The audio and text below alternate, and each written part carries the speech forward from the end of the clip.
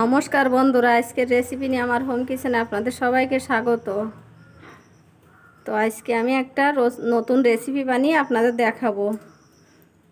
আজকে বানাবো কলা বড়া। তার জন্য আমি এখানে কলা নিয়ে নিয়েছি। তো কলাগুলো খোসা ছাড়িয়ে নেব।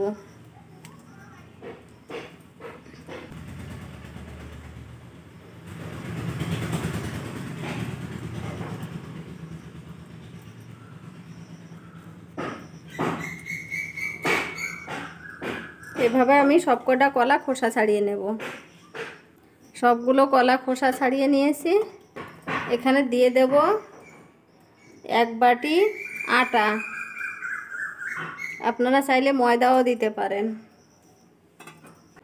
আর দিয়ে দেব 1 বাটি চালের গুঁড়ো। চিনি দিয়ে দেব 200 গ্রাম মতো। লবণ দেব স্বাদ মতো। এবার সবগুলো উপকরণ একসঙ্গে মেখে নেব। তো বন্ধুরা, আমি যে চালের গুঁড়োটা দিয়েছি, চালের গুঁড়ো যদি না থাকে এখানে সুজি, আটা কিংবা সুজি, ময়দা দিয়েও করতে পারেন। এখানে আমি কোনো জল অ্যাড করব না। এই কলা দিয়ে ভালো করে মেখে নেব।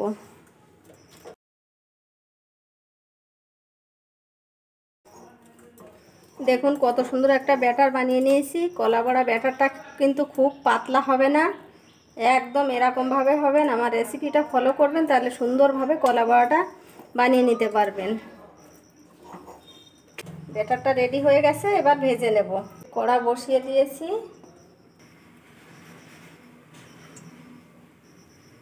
তেলের পরিমাণটা একটু বেশি করেই দিতে হবে। তেলটা গরম হয়ে গেছে, আমি বাটিতে অল্প অল্প করে তুলে নিয়েছি। এরকম ছোট ছোট করে কেটে দেব। দেখুন আমি কিভাবে কেটে দিচ্ছি। আমি কিন্তু খুব বড় করে বড়াগুলো কাটবো না।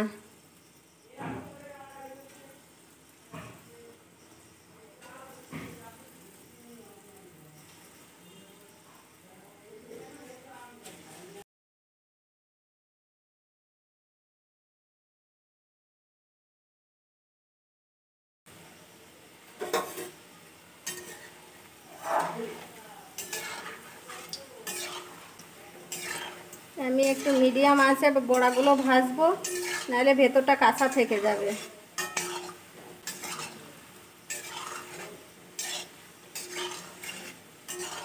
সামান্য 2-1টা উপকরণ দিয়ে এই কলা বড়াগুলো বানিয়ে নেওয়া যায়। খুব সুন্দরভাবে বড়াগুলো ভাজা হয়ে গেছে। এবার বড়াগুলো তুলে নেব। বড়াগুলো তুলে নিচ্ছি।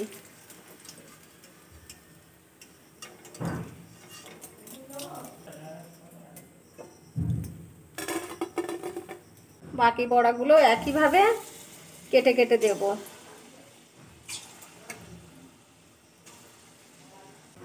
তো বন্ধুরা, সব বড়াগুলো আমি এভাবেই ভেজে নেব।